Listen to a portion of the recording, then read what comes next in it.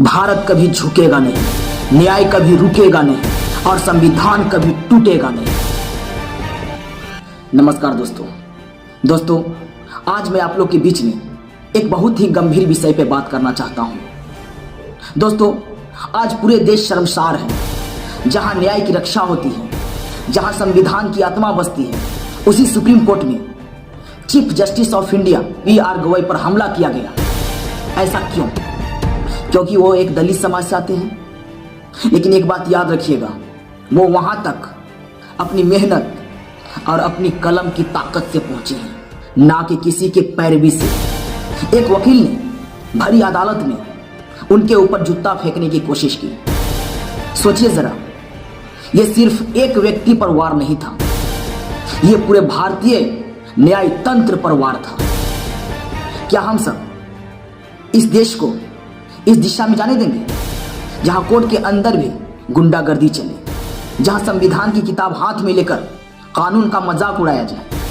यह गलत है। और एक बात याद रखिए, अगर आज आप चुप रहे तो कल यह हमला हमारे अधिकारों पर होगा, हमारी आजादी पर होगा, हमारे संविधान पर होगा। हमें सरकार से मांग करनी होगी कि जो वकील chief justice of India CJI P R. Gavai के ऊपर हमला किया है, उसके ऊपर कड़ी से कड़ी सजा होनी चाहिए। CJI गवई ने शांत स्वर में कहा कि ऐसे चीजें हमें विचलित नहीं करती। ये वाकई सिर्फ एक प्रतिक्रिया नहीं, बल्कि ये न्यायपालिका की ताकत है जो डर के आगे कभी नहीं झुकती। आप खुद से सोचिए, जिस देश में चीफ जस्टिस सुरक्षित नहीं है, उस देश में एक आम जनता कैसे सुरक्षित रहेगा? लेकिन दोस्तों, अब शांत रहना काफी नहीं है। अब वक्त है कानून के नाम पे कार्रवाई का। अदालतों में सुरक्षा की समीक्षा हो, दोषी पर उदाहरणीय दंड दिया जाए और ऐसा संदेश दिया जाए कि भारत की न्यायपालिका को छूने की हिम्मत कोई ना करे। क्योंकि एक बात याद रखिए, भारत कानून से चलता है, लाठी से नहीं।